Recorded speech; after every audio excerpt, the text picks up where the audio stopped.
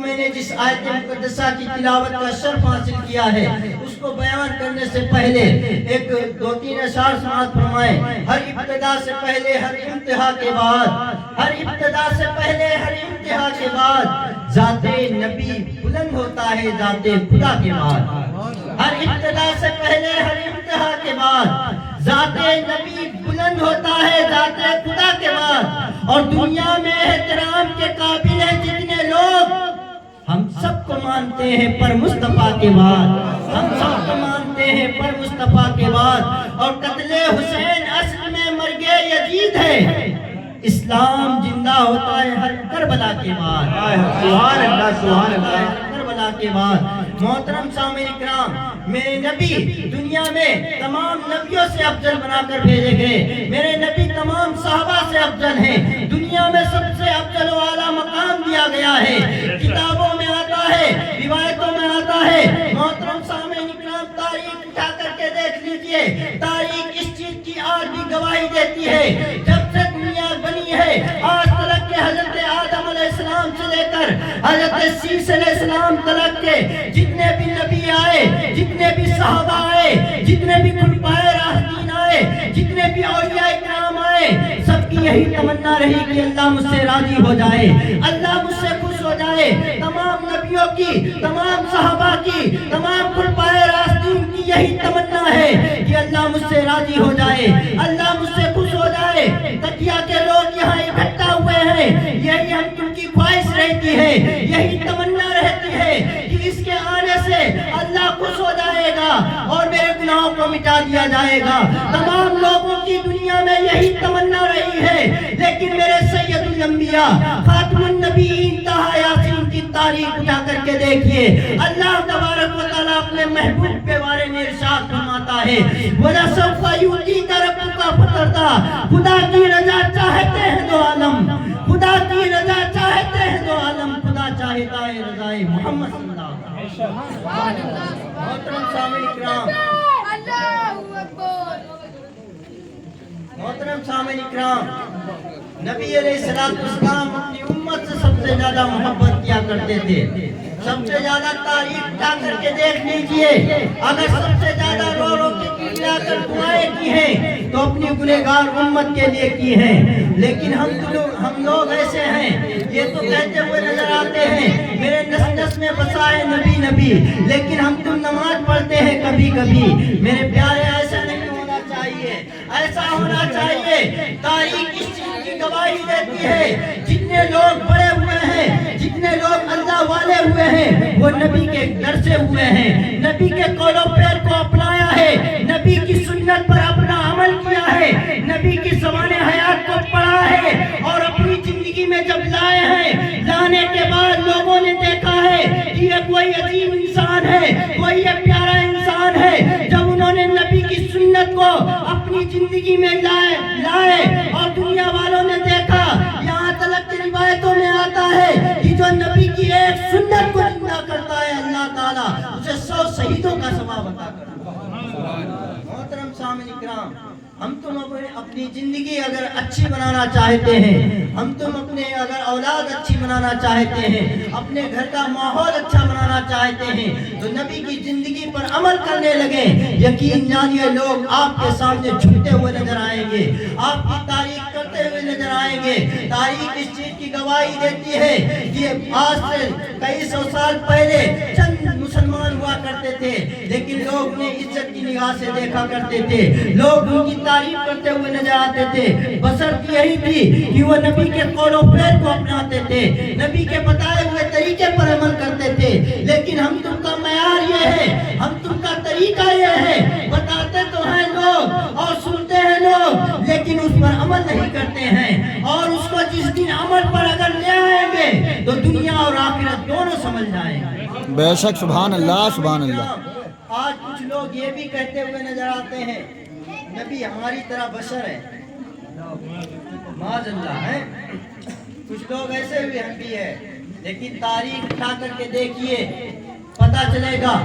آج سے 1400 سال پہلے تقریباً ابو جہل نے بھی یہی بات کہی تھی، ابو لہب نے بھی یہی کہی تھی، بھی زمانہ عبدالوہاب نجدی، رشید احمد گنگوئی نے بھی یہی بات کہی، لیکن تاریخ اٹھا کر کے دیکھ لیجئے، تمام انسانوں کی جہاں انسانیت ختم ہو جاتی ہے وہاں رسول کی بشریت رہنمائی کرتی ہے۔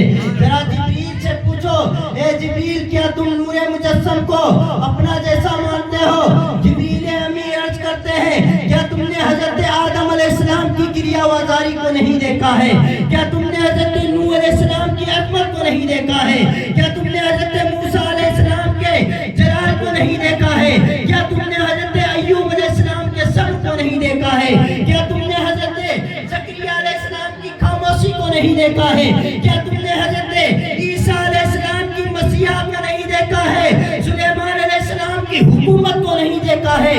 حضرت یوسف علیہ السلام کے حسن اور جمال کو نہیں دیکھا ہے؟ صدیق اکبر کی صداقت کو نہیں دیکھا ہے؟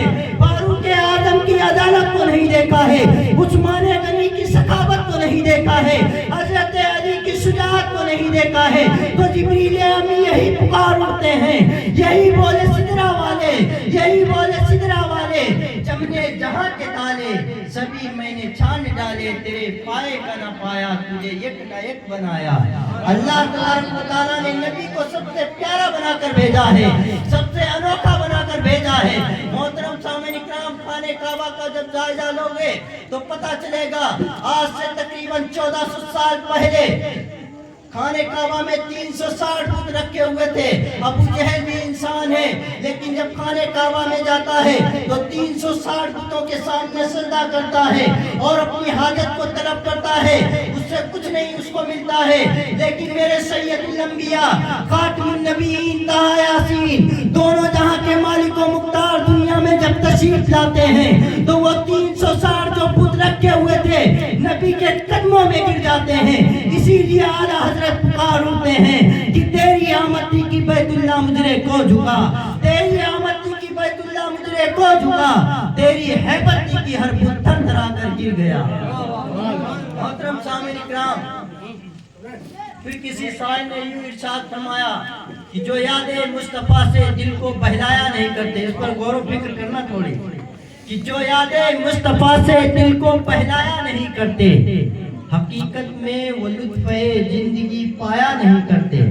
زندگی کا مقصد جو ہے جینے کا اور سکون جو حاصل ہوتا ہے وہ نبی کے عشق میں ہوتا ہے۔ لوگ ہم تم کا معیار یہ ہے، ہم تم کا طریقہ یہ ہے، ہم تم کی سوچ یہ ہے کہ ہم تم اگر جو سائیکل چلا رہے ہیں تو وہ جو ہے موٹر سائیکل خرید لیں تب سکون مل جائے گا۔ نہیں، ایسا نہیں ہے۔ جب موٹر سائیکل خریدو گے تو اور زیادہ دقتیں بڑھ جائیں گی، تیل کی ٹینشن ہوئے گی، ہر چیز کی ٹینشن رہتی ہے نا۔ اور انسان سوچتا ہے کہ کچا مکان ہے تو پکا مکان بنانے تب سکون ملے گا، ہے ایسا ہے نا؟ یا موٹر سائیکل ہے تو فور ویلر خریدیں تب سکون ملے گا۔ لیکن میرے پیارے قرآن مجید صاف صاف اعلان کر رہا ہے، الا بذکر اللہ تطمئن القلوب، اللہ کے ذکر سے دلوں کو چین و سکون ملتا ہے۔ ہم کس چیز میں ڈھونڈ رہے ہیں؟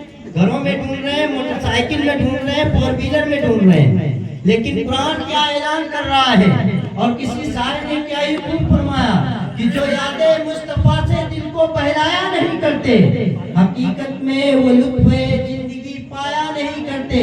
ارے یہ دربار محمد ہے، یہاں سے اپنوں کا کیا کہنا، یہاں سے ہاتھ خالی غیر بھی جایا نہیں کرتے، یہاں سے ہاتھ خالی غیر بھی جایا نہیں کرتے۔ محترم سامعین اکرام، جو نبی سے محبت کرتا ہے، جو نبی سے عشق کرتا ہے، تو کل قیامت کے دن نور مجسم سید الانبیاء خاتم النبیین طٰہٰ یاسین میزان پر کھڑے ہوں گے اور تمام اپنی گنہگار امت کو ملاحظہ فرمائیں گے، تمام گنہگار امت کے ان کے گناہوں کو تولا جائے گا۔ لیکن تاجدار کائنات کا مرتبہ دیکھیے۔ محترم سامعین اکرام، تاریخ اس چیز کی گواہی دیتی ہے، دنیا والوں نے اس چیز کو بیان کیا ہے۔ آپ لوگوں نے سنا بھی ہوگا، نہ کوئی باپ بیٹے کو نیکی دے سکتا ہے، نہ کوئی ماں بیٹی کو نیکی دے سکتی ہے، نہ دوست دوست کو دے سکتا ہے، کوئی کسی کو کو نیکی نہیں دے سکتا ہے، لیکن میزان میں جب ہم تم کے گناہوں کو تولا جائے گا تو سید الانبیاء خاتم النبی یاسین جلوہ گر ہوں گے، اور وہ اپنی نیکی اس پلے میں رکھ دیں گے جو آپ کے گناہ زیادہ ہوں گے لیکن نیکیاں کم ہوگی، لیکن میرے تاجدار کائنات اپنی ایک نیکی رکھ دیں گے، تمام گناہوں پر بھاری ہو جائے گی۔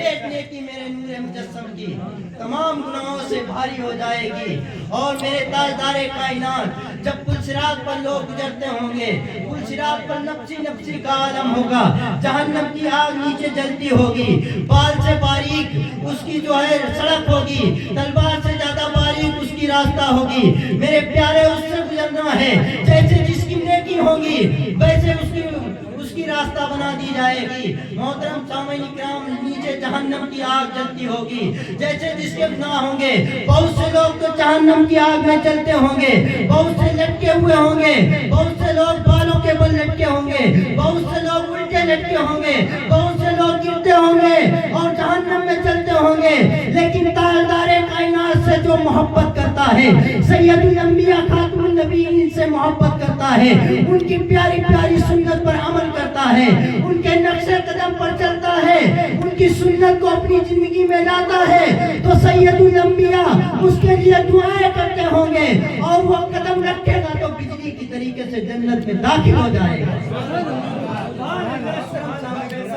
میرے نبی اس کے لیے دعائیں کریں، یا اللہ اس کی جو راستہ ہے آسانی ہو جائے۔ محترم سامعین کرام، اتنا ہی نہیں بلکہ میرے تاجدار کائنات صلی اللہ تعالیٰ علیہ وسلم نے آپ کی بستی کے حافظ یا مولانا انہوں نے بیان کیا، میرے تاجدار کائنات جب غار ہرا میں اپنی پیشانی کو رکھا ہے، تاریخ اس چیز کی گواہی دیتی ہے، تمام فرشتے تمام لوگ پریشان تھے، لیکن اگر انہوں نے سب سے زیادہ دعائیں کی ہیں، رو رو کر گڑگڑا کر دعائیں کی ہیں، تو یوں ہی نہیں کی ہیں بلکہ اپنے گنہگار امت کے لیے کی ہیں۔ میرے تاجدار کائنات جانتے تھے کل قیامت کے دن یہ میری امت حضرت آدم علیہ السلام کے پاس جائے گی، وہ بھی اذهبوا الی غیری کہہ دیں گے، حضرت موسیٰ علیہ السلام کے پاس جائے گی، وہ بھی اذهبوا الی غیری کہہ دیں گے، لیکن خالق کائنات سید الانبیاء کے پاس جب یہ گنہگار امت جائے گی تو وہ اذهبوا الی غیری نہیں کہیں گے بلکہ انا لہا کہیں گے۔ اے میرے پیارے مجھ پر کلمہ پڑھنے والوں، اے تکیہ کے قیوم مسلمانوں،